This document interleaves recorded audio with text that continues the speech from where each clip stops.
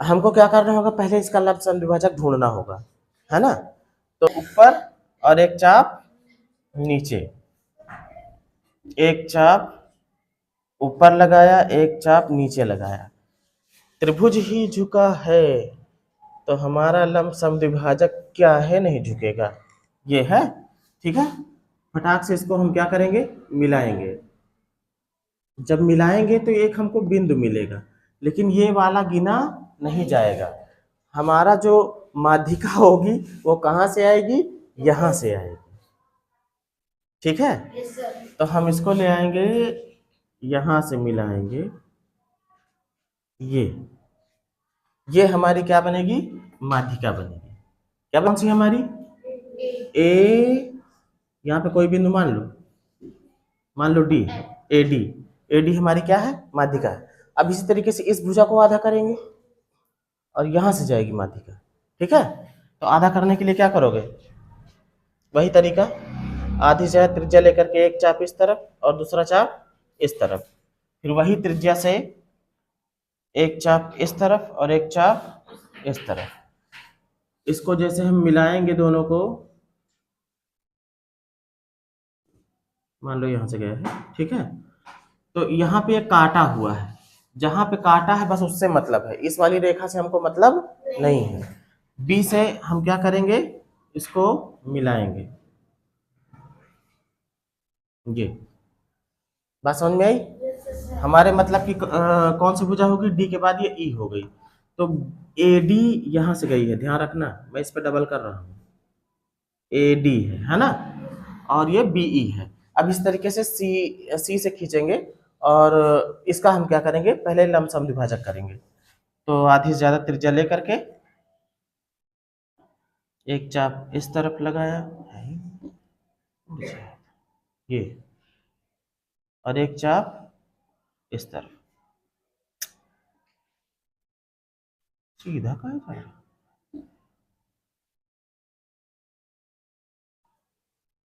गुस्सा लगती है तो सही से नहीं चलता। तो देखो, एक चाप है यहाँ पे, है ना बेटा, और दूसरा चाप है यहाँ पे, है ना। अब इसी लगे हाथ, एक चाप यहाँ पे काटा और दूसरा काटा यहाँ पे, है ना।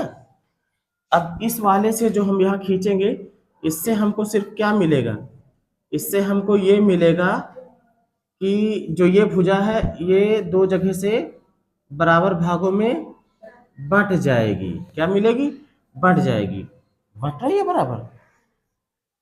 अच्छा, ये शीर्ष यहाँ तक है, ठीक है, ये मान लो यहाँ ये पॉइंट हमको मिला है, ठीक है ना, लगभग यहाँ पे आएगा, थोड़ा तिरछा हो गया है, यहाँ से जाएगा कहीं से, ठीक है, यहाँ पे मिलेगा। अब देखो, हमको इस वाली भुजा से मतलब नहीं है, हमको किससे मतलब है, यहाँ शीर्ष से लाएंगे, जो ये पॉइंट मिला इसको मान लो ये एफ पॉइंट है, क्या है, एफ पॉइंट, और इसको मिला दो, पक्का है यहीं से होके जाएगा, उसकी शक्ल बता रही कहाँ से जाएगा, है ना। अब देखो ये तीनों कहाँ पे मिले, यहाँ पे मिले, बात समझ में आई। ये भुजा को आधी करने वाली जो थी उससे मतलब नहीं रखना है, ठीक है, हमको क्या मतलब रखना है कि शीर्ष से जो उस पर खींचा गया है ना। देखो इस वाले में भी देखो शीर्ष से खींचा जाता था ना, खींचा जाता था ना, लेकिन इसमें और इसमें थोड़ा अंतर तुमको समझ में आया। जो ये रहती थी, ये इस वाली भुजा को, सामने वाली भुजा को बराबर नहीं करती, बराबर में नहीं काटती थी, इसको समद्विभाजित नहीं करती थी, बस इस पर लंब रहती थी। क्या रहती थी, लंब। अभी त्रिभुज ऐसे बन जाता ना, इस तरीके से, ऐसे, हाँ, और अगर मान लीजिए हमको इस पर खींचना हो, लंब खींचना हो, क्या, एल्टीट्यूड, इस वाली पे, इस वाली पे, ठीक है, तो इस पर 90 अंश का बनाने वाली जो है कहाँ से जाएगी, बहुत ज्यादा होगा, यहाँ पे आ जाएगी, यहाँ पे, है ना। और इधर इधर देखोगे भाई, इधर ही जाएगी, चाहे देखो आप काट के देख लो, दो जगह काटेगा, यहीं पे काट जाएगा, कहीं पे ऐसे काटोगे तो 90 अंश का बनाती हुई कहाँ से जाएगी, यहाँ से जाएगी, ये 90 पे रहेगी। लेकिन आप देखोगे इसकी लंबाई और इसकी लंबाई क्या बराबर है? नहीं है ना। तो कहने का मतलब इसमें क्या होता था, एल्टीट्यूड में शीर्ष लंब वाले में क्या होता था, सामने वाली भुजा पर लंब रहती थी भुजा, क्या रहती थी? लंब, 90 अंश का बनाती थी। लेकिन इस वाले में क्या है, इस वाले में सामने वाली भुजा पर लंब रहे ये जरूरी नहीं है, बस क्या रहे, इसको इसको मतलब ये हिस्सा क्या रहे, बराबर रहे। इसीलिए पहले हम क्या करते हैं, तीनों भुजाओं को आधे आधे पर से काट देते हैं। और काटने का तरीका क्या है, सिंपल सी बात है, इधर से एक चाप लगा दो ऊपर नीचे, और इधर से भी वही त्रिज्या का एक चाप लगा दो ऊपर नीचे, तो बीच का पॉइंट मिल जाएगा। और बीच वाले पॉइंट को फिर क्या करेंगे, लाके शीर्ष से मिला देंगे, है ना। तो ये होता था क्या चीज, ये है कॉन्करेंट पॉइंट। और कॉन्करेंट पॉइंट जो है, जो यहाँ पे मिला हुआ है, इसका नाम दूसरा है, सेंट्रॉइड है। क्या है? सेंट्रॉइड। बात समझ में आई? अब तीसरा बचा हुआ है एंगल बाइसेक्टर। अब इसमें कोण को दो बराबर भागों में बांटा जाता है। किसको बांटेंगे? कोण को। एंगल बाइसेक्टर का मतलब हो गया, बाइसेक्टर का मतलब ही होता है दो भागों में बांटना, और एंगल का मतलब कोण को। तो इसमें भी एक त्रिभुज बना लेते हैं हम लोग। मान लो यहां बना दिया, ठीक है, कैसा भी बना लो, कोई जरूरी नहीं कि समबाहु हो या समद्विबाहु हो, ये बना लिया हमने। अब देखो इसमें कितने कोण हैं, 3 कोण हैं। हमको कोण को समद्विभाजित करना है, जितने कोण हैं। मान लो बी वाले को अगर करते हैं, कोण कैसे दो बराबर भागों में बांटा जाता है वो भी समझ लो। जैसे यहाँ पे मान लीजिए कोई सी भी त्रिज्या ले लो, लेने के बाद एक चाप ऐसा लगाओ कि इस कोण को बनाने वाली दोनों भुजाओं को काट दिया जाए। ये मान लो डी पे काटा है और ई पे काटा है, ठीक है। अब त्रिज्या चाहो घटा बढ़ा दो, कोई दिक्कत नहीं है। कोई सी भी त्रिज्या ले लो,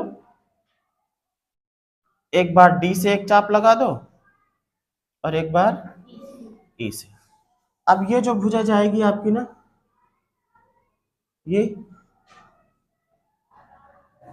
ये कोण को दो बराबर भागों में बांटती हुई जाएगी, ठीक है।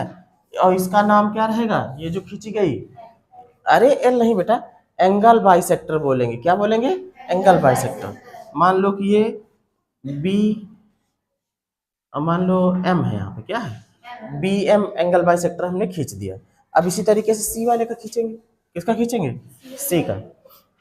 देखो कैसे खींचेंगे, ये है ऐसे लगाया चाप, फिर एक चाप इधर से, फिर एक चाप इधर से, ठीक है। अब क्या करोगे, इससे जाती हुई ऐसे खींच दोगे, है ना, खींच दिया ना। ये मान लो एन पे काटा है, कहाँ पे, एम पे। अब इसी तरीके से हम क्या करेंगे, ए से भी खींचेंगे। ए वाले कोण को अगर दो बराबर भागों में बांटना है, क्या करो, बहुत सिंपल सी बात है, इस पे शीर्ष पे रखो, बिल्कुल यही तरीका अपनाएंगे। पहले दोनों भुजाओं को ऐसे काटते हुए खींच देंगे, है ना, ठीक है। फिर इसके बाद एक बार एक चाप इधर से, मान लो यहाँ से ये गया, और दूसरी बार एक चाप इधर से ये गया, जहां पे दोनों काटा है बस